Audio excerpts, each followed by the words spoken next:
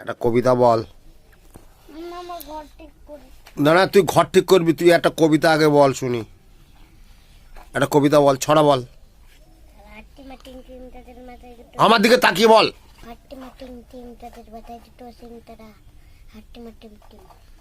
Team পাগল, তুই একটা পাগল তো?